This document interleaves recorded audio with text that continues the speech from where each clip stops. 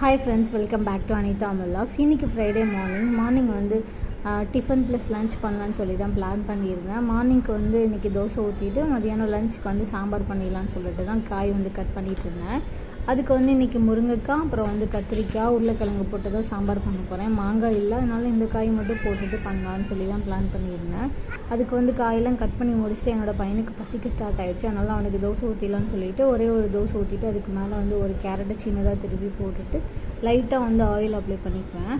Oil இல்லைன்னா நம்ம வந்து கீ போட்டுக்கலாம். என்கிட்ட கீ காலி ஆகிடுச்சு. அதனால் நான் ஆயில் போட்டு நல்லா மூடி வச்சு வெந்ததுக்கப்புறமா அதை எடுத்துட்டு அதுக்கு மேலே வந்து கொஞ்சமாக நட்ஸ் பவுடரும் ஹனியும் போட்டு தான் என்னோடய பையனுக்கு கொடுப்பேன். ஏன்னா முன்னாடி வந்து சுகர் நாட்டு சக்கரை கொடுத்துட்ருந்தேன். ஆனால் அது வந்து அதுவே பழக்கமாயிரும்னு சொல்லிவிட்டு இப்போ தான் கொஞ்சம் கொஞ்சமாக சேஞ்ச் பண்ணிகிட்ருக்கேன்.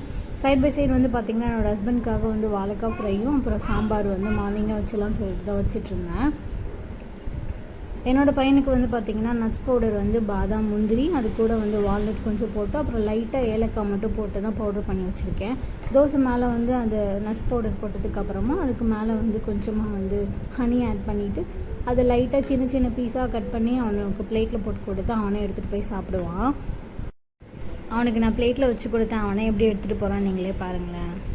இப்போ கொஞ்சம் கொஞ்சமாக இப்படி தான் வந்து ட்ரை பண்ணிகிட்ருக்கேன். ஏன்னா வந்து அவங்களாம் சாப்பிட பழகுனாதான் கொஞ்சம் சீக்கிரம் வந்து அவங்களாம் சாப்பிட்டு பழகுவாங்கன்னு சொல்லிட்டு கொஞ்சமாக ஒரு பாதி தோசை மட்டும் சின்ன சின்ன பீஸாக கட் பண்ணி போட்டு கொடுத்தா அவன் வந்து கொஞ்சமாக எடுத்து சாப்பிட்டுட்ருப்பான்.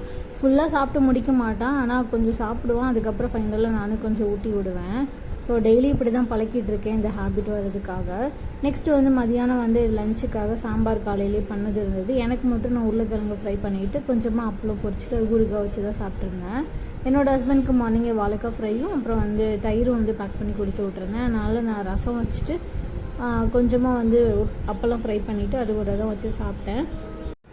மறக்காமல் இன்றைக்கி உங்கள் வீட்டில் வந்து என்ன லஞ்ச் என்ன பிரேக்ஃபாஸ்ட்டுங்கிறத வந்து கமெண்ட் பண்ணுங்கள். இன்றைக்கி ஈவினிங் வந்து நான் பொங்கல் 3rd டேயோட vlog வந்து அப்லோட் பண்ணுறேன்.